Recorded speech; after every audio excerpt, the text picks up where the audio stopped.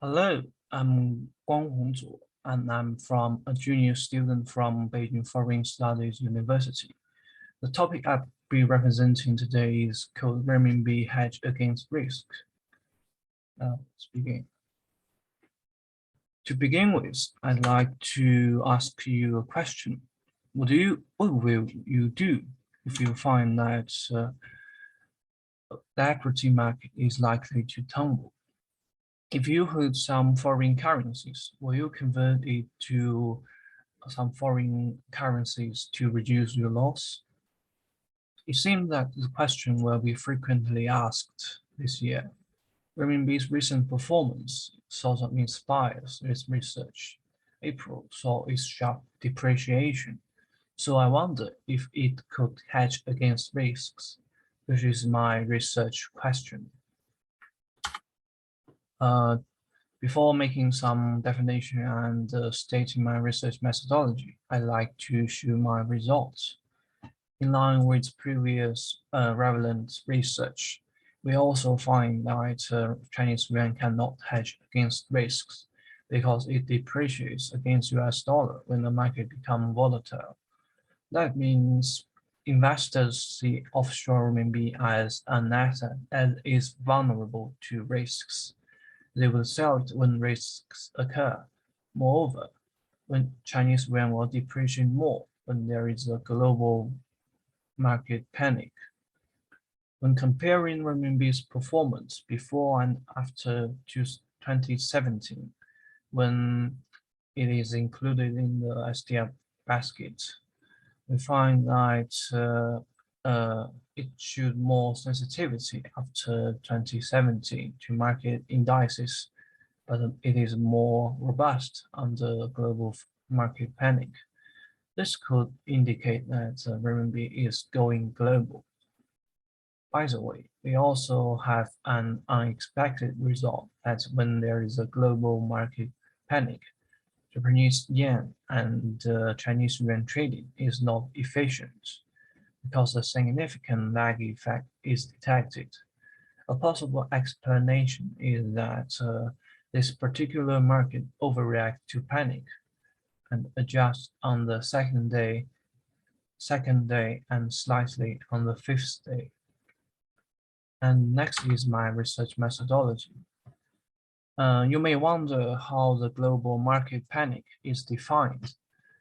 In this paper, risk is measured by three market volatility indices from America, China, and Japan market respectively. And in aggregate, the three indices should be representative of the global market. During a bull market, these indices are relatively low in value. So if they rise, market downturn is likely to come. We created dummy variables for extreme cases where these indices are very high. If their value exceeds the threshold we set, the dummy variable becomes 1, which means that the market is quite panicky on that day. And second, as we know, renminbi is under close supervision of China Bank, so it cannot be converted freely. For each Chinese citizen, each of them have a quota of $50,000 per year called convenience quota. A formal request must be submitted if they want to convert more. In light of this, we choose to observe offshore renminbi, which can be traded freely.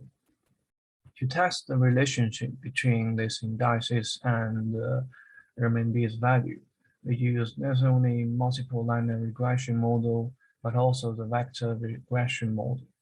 The former is a commonly used model capable of testing linear relationship between variables, while a remarkable feature of the VAR model is that it considers the lag effects.